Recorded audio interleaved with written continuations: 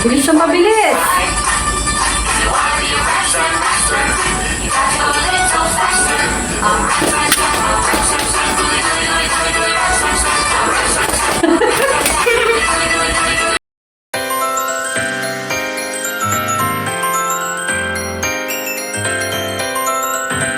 Hello, hello! Kamusta kayo dyan? Hangad namin ang inyong mabuting kalagayan saan man kayo naroroon.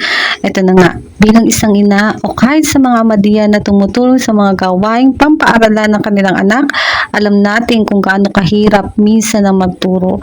Kapag anak natin nagsisimula palang magbasa, magsulat, at magbilang, talagang struggle yan para sa atin. Lalo na kung first time mom o first time dad pa tayo. Pero syempre, may kanya-kanya tayong diskarte at strategy.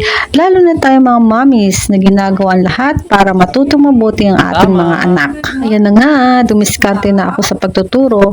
So, naranasan nyo na ba na sabihan kayo ng teacher na makulit daw ang anak niyo sa classroom? Kung hindi pa, ay masaya ako para sa iyo. Pero ako, naranasan ko talaga yon.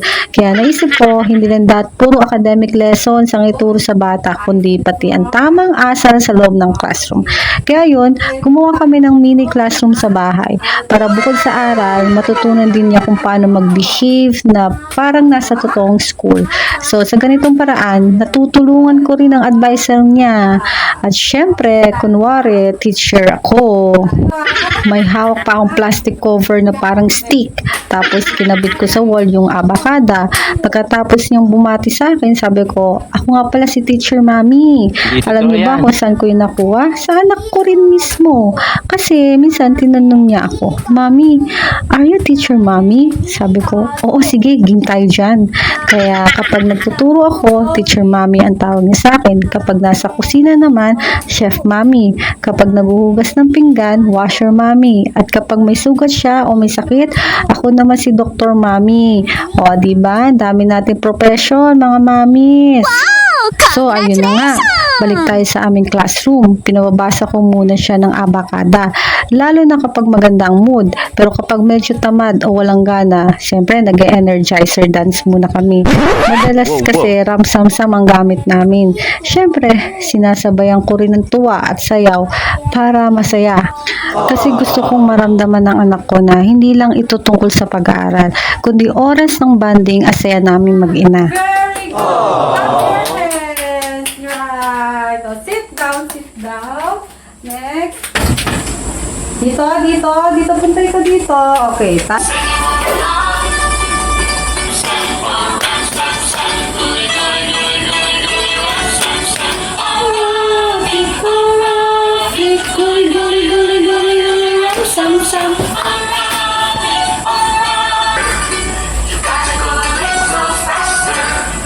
rum sam, goody goody goody goody goody, rum sam, rum sam, goody goody goody goody, rum sam. Happy, goody goody goody goody, rum sam, happy, goody goody goody goody, rum sam. Tingin sa camera.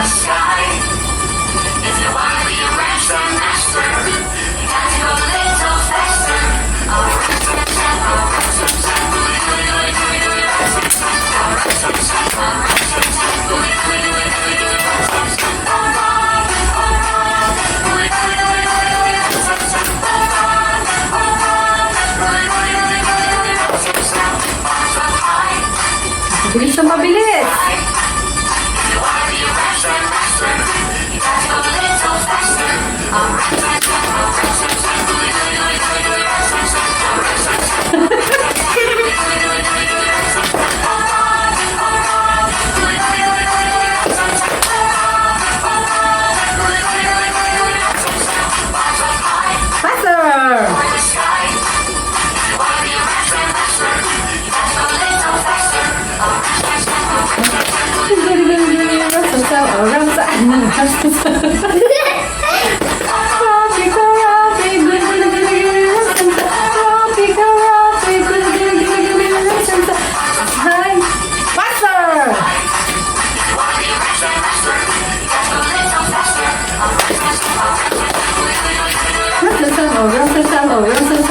Run,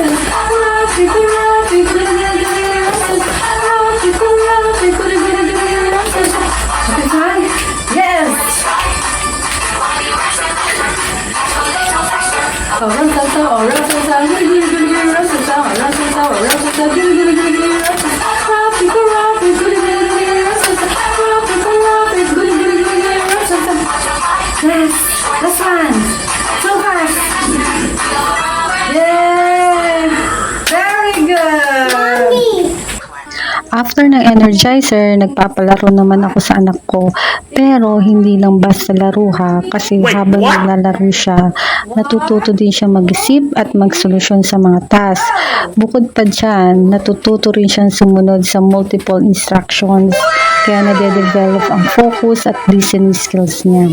So, pinag-iisipan ko talaga kung ano yung pwede namin gawin o palaro sa kanya. So, lagi ko rin siyang pinapaalalahanan na mag-focus sa ginagawa. Lalo na kung may sinasabi yung teacher sa unahan. Gusto ko kasi masanay siya sa makinig at mag-concentrate. So, minsan ang activity namin ay paggupit ng papel. Simple lang, pero ang laking tulong nun. Kasi habang nagugupit siya, natututo siyang mag-control ng kamay, mag-concentrate at mag-focus para maging diretsyo at maayos ang gupit. So, ayun na nga. Pagkatapos ng lahat ng yan, diretsyo na kami sa academics. Pero syempre, hindi basta-basta ang mga pinapagawa ko sa kanya. So, ginusto ko talaga maging teacher mommy. Hindi lang para magturo, kundi para maging unang guro ng anak ko. Kasi para sa akin, mas maganda na tayo muna ang mangaral sa ating anak bago pa man sila turuan ng mga teacher sa school. Kasi nasa isip ko, siguro mas okay na sa akin manggaling ang pagtuturo. Madalas ko nga sabihin sa kanya, gusto mo ba si teacher sa school ang sumigaw sa'yo dahil hindi mo alam ang gagawin? Kaya sabi ko, mas mabuti nang ako ang magturo para pagdating niya sa school, handa na siya, confident na siya. At ang madalas niyang marinig sa teacher, puri at papuri, hindi sermon. Pero syempre, may mga sermon pa rin, mga ganyan. Pero hindi yung magiging sakit sa ulo siya, di ba? So, sa ganitong paraan, yun, nabubuo yung tiwala niya sa kanyang sarili kasi alam na niya anong gagawin niya sa loob ng paaralan. Tapos, mas nagiging masaya pa siya at excited siya pumasok sa school kung siya'y pinagkakatiwala ng teacher at hindi niya lagi isipin niya, no, laging galit si teacher. O, so, ako na magalit kasi alam ko naman yung character ng anak ko at alam ko naman kung paano ko babawi sa mga kung nasermonan ko ba siya sa academics o pag-aaral namin. So, madali naman ang bata. Bigyan mo lang ng rewards. Hindi ko naman sinabi na perfect ang lahat sa anak ko. Syempre, bata pa siya. At hindi naman lahat ng itinuturo natin ay agad niya ma-adapt. Syempre, maglalaro yan, makulit, sadyang makulit, iiyak yan, ganyan. Mga iba't iba, mga ugali ng bata. Ganun, sa age ng bata. So, pero para sa akin kasi, ang mahalaga ay may maganda siyang pundasyon. Kasi kapag maaga pa lang ay natutunan niya ang tamang asal, disiplina, at sipag sa pag-aaral. Ayun, madadala niya iyon habang lumalaki. So, hindi kailangan maging perfecto. Ang importante ay patuloy siyang natututo. Bilang isang magulang, syempre, para sa akin, huwag tayong maging pabaya. Huwag natin iwanan yung what if mentality na kapag lumaki yung bata tapos hindi siya sumusunod sa magulang, sabihin natin, what if ganito? Para sa akin, hindi naman pag-aaksaya sa oras kung turuan natin ng 30 minutes, 20 minutes, kahit tayo pagod na pagod sa trabaho o ano pa man ang ating ginagawa sa buhay. Kasi yun din yung sign na nararamdaman ng anak natin na mahal natin sila kasi naisip nila ito yung bonding, naglalaro kami ni mami, ni daddy. Ayun, yun ang isa sa gusto kong ma-feel ng anak ko, yung love. So, yun, mas mabuti pang gabay at gabayan natin siya mula ngayon hanggang sa darating. Diba? Tama. O, sige, nasan ka na ga? Ninang. Hindi ko na rin nasabi. Pero may point naman, di ba? Eto, balik tayo sa aming learning session sa bahay. So, pinabasa ko siya ng words mag-isa at hindi niya ako pinahirapan. Nabasa naman niya yung iba, kaya proud ako. Yan ay Tagalog ha. Tapos, pagkatapos noon, nag-review kami ng English words. Yung mga sounds, nasa letter E pangalan kami. So, dito ako nahirapan kasi hindi ako expert. Pero habang nagtuturo, nakikita ko rin kung paano ko maituturo ng mabilis at tama sa kanya. Ganun pala yun, diba? Habang ka nagtuturo, nakikita mo rin, natututo ka rin, kumbaga. So, talagang process at tiyaga ang kailangan sa pagtuturo. Basa pa. Cut. B-A-T. The font. T. Pot. Oh, very good. M-A-T. Pot. Ma. Nagsulat din kami ng pangalan niya kasi may mga ilang letters pa siya na baliktad na isinusulat. Tapos, nagtuloy din kami sa numbers. Sinulat din niya. So, sa lahat siguro, 1 oras lang kami nag-aral. Kasi nga, tinitingnan ko yung attention span niya. So, madami akong strategies para makapag-focus siya habang nag-aaral kami.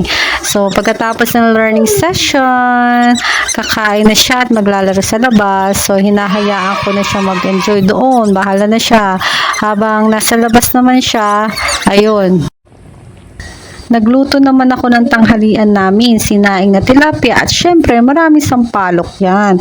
Ayan lang ang ma-share ko sa inyo ngayon. Maraming salamat sa Diyos sa suporta sa aming munting pamilya. Ito ang aming family vlog, ang Bucolipa, Lasaya Fam. Subscribe po kayo sa channel at hanggang sa muli!